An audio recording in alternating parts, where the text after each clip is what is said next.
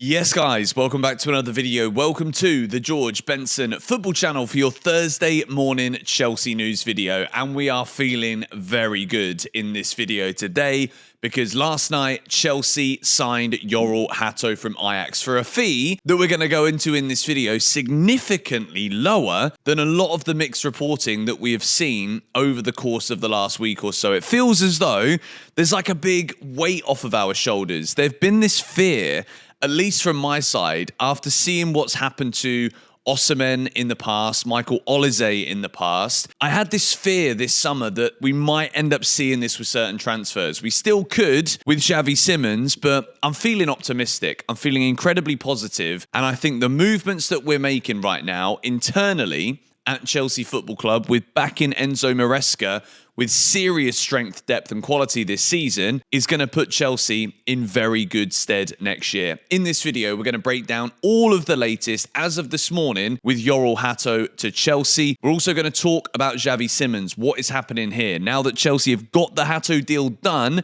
full steam ahead for Xavi Simons, Garnacho still too. And we've also got to break down the transfer striker ripple effect that absolutely involves Xavi Simons, but also Chelsea are kind of in a situation here where we might potentially need to sell before we can sign Xavi Simons. So I'm going to go into all of the possibilities because what Newcastle are doing, Liverpool, Man United, Villa, all of this has a big impact right now on Chelsea. So before we go any further, if you guys are buying any of the new kits this season or anything from the Chelsea Megastore, I've got the discount code GBFC10. If you use the QR code here on the screen or the link in the description of this video, takes you to the Megastore, and the discount code GBFC10 gets you 10% off your order. But let's begin with the latest here on Jorrel Hato. This is Nizar Kinsella last night. Chelsea agree £37 million Hato deal, given permission to travel for a medical. Club being open to signing a left-back/left centre-back, but had to be an outstanding option/opportunity. The 19-year-old from Ajax is regarded as such. When we look here at the words that Nizar has used, outstanding, option and opportunity, absolutely, Jorrel Hato fits into this category. Hato at 19 years old is the perfect understudy for a 27-year-old Marc Cucurella, who Chelsea are looking to extend his deal. We spoke about that about 48 hours ago now on GBFC. But Hato at 37 million quid. This is significantly lower than some of the 55 million euro asking prices, or Ajax wanted 50 million euros. And I think it's always it's a lovely thing to see when Chelsea sign a player who was doing everything he can to ensure that the selling club are aware that he wanted to go to Chelsea. As soon as Chelsea came knocking for Jorrel Hato, this was as good as done when it came to knocking out the competition. And I do think Chelsea being world champions and seeing the way that Enzo Maresca tweaked things on so many occasions in this tournament, as a fullback, right? You're looking at Marc Cucurella scoring, 5 goals last season. You're looking at the role that Malo Gusto was given. And I think Hato is coming in and looking at this thinking, I can do that, I can do that. Yeah, if you want a little bit of left centre-back cover, I got you there as well. Got you for Marc Cucurella at left-back so you don't have to play 60-plus games next season, because we will go all the way, I'm sure of it, in every competition. So this is a magnificent deal at £37 million. Yes, there might be a couple of extra add-ons in there, but this is unbelievable.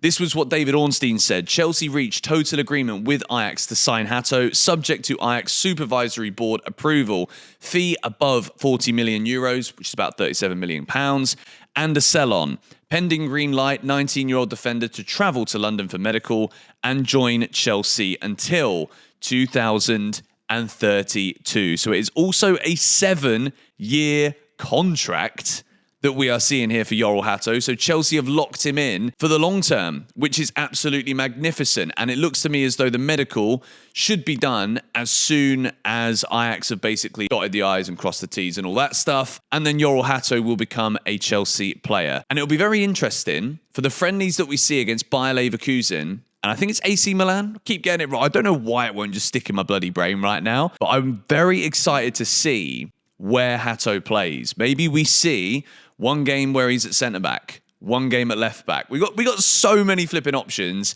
and we are going to go through it shortly in this video. So, the medical, it might even be happening today. As Fabrizio has said here, Hato has been authorised to travel to London for the medical tests. And then it's a 7-year deal signature. Done. Here we go, confirmed. Hato is joining Chelsea. Smack a like on the video and subscribe if you haven't already done so. We move now into the next story of the day. Chelsea, Tottenham and Newcastle have shown all interest in signing Marc Guéhi this summer. Crystal Palace want around 40 million for their captain, who has 1 year left on his contract. 40 million quid when Marc Guéhi has a year left on his deal. This is very optimistic from Crystal Palace. Now, maybe Chelsea, Spurs, Newcastle, Liverpool have also been wanting Marc Guéhi this summer. I think surely if a £30 million offer were to come in, they might be interested in this. But I will say again what I said in yesterday's video. Jorrel Hato, as Nizar Kinsella says, is an outstanding opportunity. He gives backup to the left centre-back position and also back up to the left back, but we've got Fofana, Tosin, Chalobah. And I'm content with these guys. Just because we all love signings and we all love new players and whatnot, I don't think Chelsea need Marc Guéhi. If it means that we have to sanction a sale of Trevor Chalobah or a Tosin, what is Wesley Fofana actually worth these days because of that injury record? I don't think we could be commanding massive fees for him. And I don't want to see Trev or Tosin go. So the way I look at this, I don't see the need for Chelsea to sign Marc Guéhi now. But let me know your thoughts on this in the comments down below. So now we move into the latest updates regarding Xavi Simons, because obviously yesterday there was a big focus, particularly Evening Time UK. Chelsea signed Hato. That's 50% of the double Dutch deal done, right? So this was what Fabrizio has been saying yesterday. Nkunku must leave Chelsea because the club want to make space for Xavi Simons. Nkunku is on Inter's list, but only if Ademola Lookman does not arrive. And that was from Fabrizio's YouTube channel. So this is a bit of a concern here for Chelsea because Christopher Nkunku, we know there's been a lot of different teams that might have been interested. But at this stage in the window, right, you've got a lot of movements, particularly amongst Premier League clubs. We saw that Newcastle were interested in Nkunku. We heard that. We heard Manchester United were interested in Nkunku. And it looks like they've gone down a different path. But will Chelsea be able to recoup the kind of fee that we want to sell Nkunku? By which point, do we let Xavi Simons slip through our fingers? So when I said at the start that I was a little bit worried about things, it's purely for this reason. Because I don't think all of a sudden Christopher Nkunku can revitalise his Chelsea career. I think we need something different. And I think as much as people will go with a very shallow, with very little to back it, oh, Simons is a bit like Nkunku. I don't really think that he is. I think Simons can do a lot more, particularly in this Maresca system and the way that Maresca likes to rotate things, than Christopher Nkunku can. That being said, Nkunku at the Club World Cup, I think we could see a similar role for Xavi Simons as we saw Nkunku do in the Club World Cup. So, at the moment, the Simons hold-up could potentially be this. Chelsea are reluctant to spend the amount of money that we're going to have to spend to bring Simons to the club when we still don't have clarity on Nkunku and Nicholas Jackson's situation. I will say, it can only do good things that we did sell Joao Felix. If any, I thought he was going to be the most difficult player to sell for a decent price. So let's see now how aggressively Chelsea push to offload Christopher Nkunku. So, I want to sandwich the second half of this transfer news video because we've got loads of stuff still to discuss here about other strikers, Nicholas Jackson, Garnacho, all of that stuff. But before we do go any further, Chelsea sources kept anonymous to protect relationships say they want to give Maresca the ability to rotate across all positions as he balances Premier League, Champions League and domestic cup commitments this season. Now, as a Chelsea fan who has been pretty critical of the way that we've spent money, the actual on-field results progress that we've seen as a football club, it is undeniable to me that in the last sort of 4 or 5 months or so, we have made exponential improvements. We have won 2 trophies. We finished in the top 4 and the team just look fantastic. From the naked eye test, forget the trophies, we're looking like we're going in a really good direction right now. And to hear that everybody at the club right now is willing to back Enzo Maresca, and this isn't just talk, guys, because when we take a look at this is the current squad depth that we have got in the Chelsea team if we sign Xavi Simons. And I've been very kind here because Simons can obviously play on the left-hand side too, but we also still see Tyreek George there. So what you've got here is 2 players at least for every position that Enzo Maresca trusts. And I know that you might say, well, maybe Hato could be here where Badiashile is. Maybe we don't trust Badiashile. Maybe we don't trust the goalkeeping position. But Chelsea is still potentially looking at Gurhi, which I don't necessarily think we need because we've got right centre-backs. But you've got Cucurella and Hato, phenomenal left-back depth. Colwill, Chalobah, Tosin Fofana, Badiashile and Hato, brilliant centre-back coverage. James Gusto-Achampong, very strong. 3 players for each midfield position right now. Maybe Dewsbury Hall leaves, but that is solid. Palmer and Simons can play in the 10. Gittins and George, maybe a new left winger. That's what the yellow dots are here. Pedro Delap up top. Jackson's still kind of there. Is he there? Is he not there? Neto and Esteval. This is absolutely brilliant squad depth for Chelsea. And again, I know that we haven't gone out there and spent tons of money on experienced players, older players, but if you're buying the best young ones in class, like Jorrel Hato, Esteval Willian on the right wing, like name me a better 18-year-old we could be buying right now. And don't go and say Lamine Yamal because it's not happening. So Chelsea's business to end up with this, if we can get Simons over the line, the only thing I'm looking at is the goalkeeping position. And then I think this squad that you can see on the screen is certainly good enough with as much variance as we can get to potentially challenge for all trophies next season. So let's move now further into this entire striker who's going where situation, because this is the latest on Isak. Alexander Isak keeps waiting for Liverpool, his only clear choice despite reports on Al Hilal and more clubs. Personal terms never going to be an issue as choice has been made weeks ago.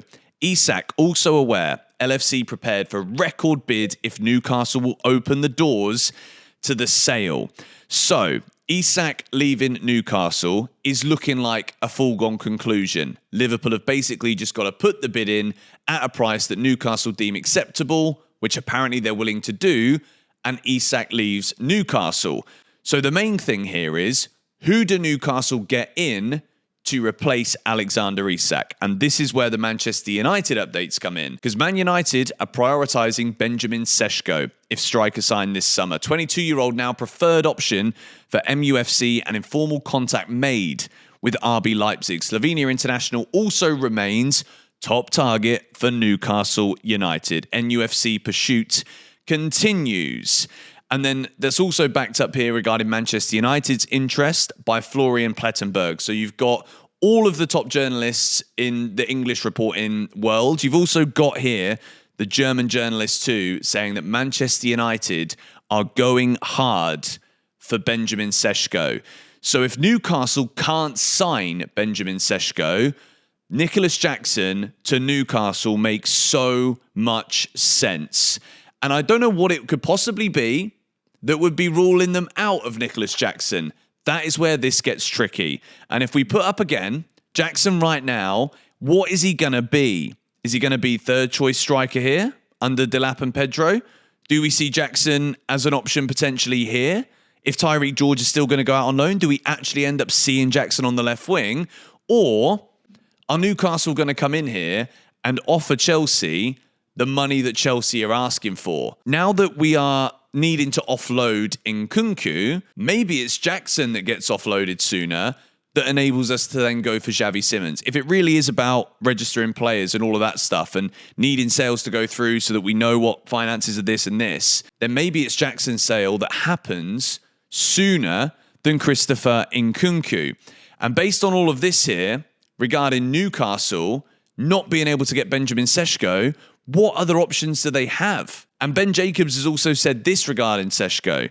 Sesko open to MUFC even without Champions League football. So this is just the whole story of the window when it comes to Newcastle, because players are just rejecting them over and over again when there's other clubs that probably don't even have the Champions League football like Man United. United are still a massive club, we know that.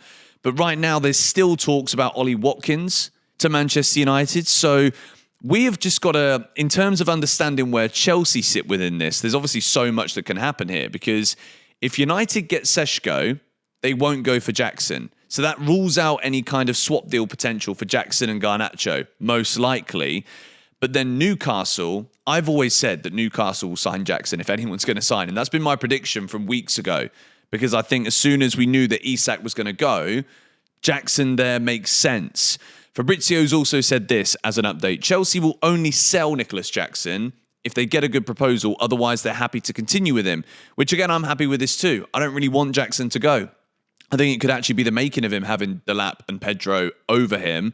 And also, if we don't go for Garnacho, then maybe we could see Jackson on the wing. Jackson could be an option for Newcastle, or if Šeško goes to Newcastle, keep an eye on Jackson because obviously Chelsea appreciate Garnacho, and that could be one of the last-minute solutions. With Chelsea still wanting Garnacho, this whole Garnacho pursuit could come down to whether or not Man United sign Jackson. Or whoever Šeško chooses, Jackson will go to the other club. I think Aston Villa probably going to be ruled out here because I don't think Ollie Watkins is going to go. Maybe he does. But at the moment, Man United look to be putting their attention onto Benjamin Šeško. So at this point in time, I think it might actually be Jackson that gets sold sooner because I don't think Newcastle or Man United will wait around once Šeško makes his decision. And I think that ripple effect will then affect Chelsea. So Jorrel Hato's a Chelsea player. That is a great way to start today. Xavi Simons, Chelsea is still working on it. Garnacho, we still want him. But I guess it will depend on what happens with United coming for one of our players. So I'm sure there's going to be loads more stuff to talk about here. Chelsea's focus now firmly on Simons. Subscribe to GBFC if you are new. As I said at the beginning of the video, if you haven't yet bought any of the new kits or if you want to or you're planning to, click on the QR code on the screen, just scan it with your phone or check the link in the description. Use the discount code GBFC10 for 10% off your order. Thank you guys for watching this video and I'll keep you guys up to date. Might have a live stream today, but I'm also going down to New York to fly back to the UK tomorrow. So there's going to be uploads and stuff, but we might be on the move a little bit for the next couple of days. But stay tuned to GBFC. Come on, you Blues.